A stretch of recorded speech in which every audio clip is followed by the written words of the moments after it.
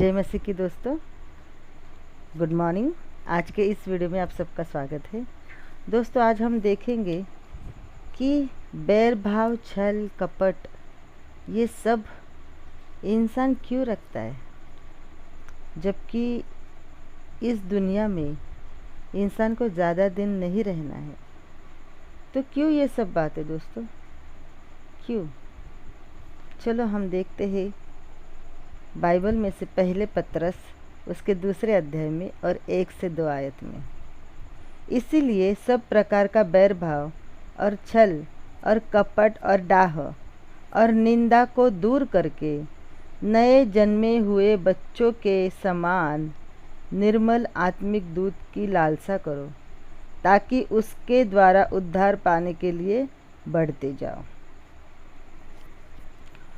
दोस्तों, जिस किसी ने परमेश्वर को समझा है, परमेश्वर को जाना है और परमेश्वर की इच्छा के अनुसार चलना चाहते हैं, उन सबसे परमेश्वर कहते हैं कि बैर भाव, छल, कपट इन सबसे दूर रहो। इन सबसे कुछ भी फ़ायदा होने वाला नहीं है। इन सबसे क्या होता है पता है दोस्तों? जैसा हम दूसरे के लिए करते वैसा हमारे जीवन में हो जाता है। अगर हम किसी से बैर भाव रखते हैं या किसी से छल और कपट से कुछ भी पाने की कोशिश करते हैं, तो दोस्तों वैसा ही हमारी लाइफ में भी होता है। जो जैसे बोता है वो वैसे ही काटता है, ये कहावत आपने सुनी होगी दोस्तों। तो ये परमेश्वर ऐसे ही करते हैं। जो भी इंसान किसी दूसरे के बारे में छल करेगा, कपट करेगा, उसके जीवन में भी वही वो पाएगा। इसलिए अच्छा है कि इन सबसे दूर रहो, परमेश्वर के पास रहो, परमेश्वर की इच्छा के अनुसार जीवन जियो। ये सबसे कोई फ़ायदा नहीं है दोस्तों। अगर हम किसी से बैर भाव करते हैं, किसी की निंदा करते हैं, किसी को बुरा कहते हैं, किसी से हम इतना जलते हैं कि पूछो मत। बट इन सब चीज़ों से हमारा क्या फ़ायदा होता है? ज़रा सोच के देखो। किसी पे जलने से हमें कुछ मिलता है? जिस पे हम जल रहे उसका आधा धन हमें अगर मिलता है तो आप जलो भाई। बट कुछ नहीं होता है, उल्टा हमें तकलीफ़ होती है। तो क्यों हम किसी से जले?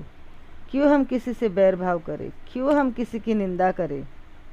उससे कोई फ़ायदा नहीं है हमारे लाइफ में, उल्टा नुकसान है। इन सब चीज़ों के वजह से हम परमेश्वर से दूर हो जाते हैं। जो परमेश्वर हमारे लाइफ में, हमारे जीवन में खुशियाँ लाना चाहते हैं, उनसे हम दूर हो जाने के बाद हमारी लाइफ में खुशियाँ आएगी? नहीं दोस्तों, हमारे लाइफ में गम और दुख यही आता रहेगा। सो अगर हमारी लाइफ में हमें असली खुशी चाहिए तो इन सब से हमें दूर रहना है। और ये सबको छोड़ के हमें करना क्या है? ये सबको छोड़ के हमें, जब जैसे नया बच्चा जन्म लेता है, वैसे ही हम परमेश्वर में नए जन्मे हुए बच्चों के जैसे निर्मल दूध की लालसा करेंगे। ये निर्मल दूध मतलब क्या है? ये आत्मिक दूध के बारे में कहा गया। आत्मिक दूध, आत्मिक भोजन। दोस्तों, आत्मिक भोजन क्या है पता है आपको? परमेश्वर का वचन। जो परमेश्वर बोलते हैं वही हमारे लिए आत्मिक भोजन है। तो नए जन्मे हुए बच्चों के जैसे हमें दूध की लालसा करनी चाहिए, हमें परमेश्वर के ज्ञान की लालसा करनी चाहिए, हमें परमेश्वर के वचन में बढ़ना चाहिए। हमें बाइबल पढ़ के उस वचन को अपने अंदर लेना है और उसी तरीके से हमें जीना है।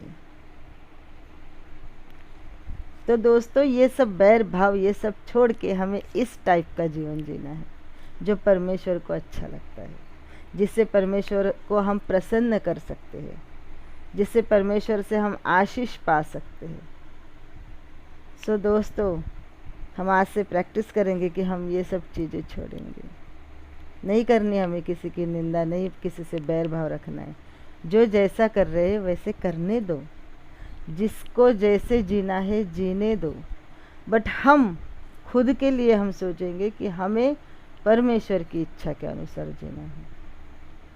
हमारे साथ कोई कितना भी बुरा करे, बट हमें उसके साथ बैर भाव नहीं रखना है। हमें परमेश्वर की इच्छा से उसे माफ़ कर देना है। उससे कहना है कि भाई आपको जो काम है आप करते रहो, मेरा जो काम है मैं करती रहूँगी। दोस्तों, अगर ये वीडियो आपको अच्छा लगे तो प्लीज़ मेरे चैनल को सब्सक्राइब कीजिए और इस वीडियो को लाइक और शेयर कीजिए। जय मसीह की दोस्तों, have a nice day, God bless you.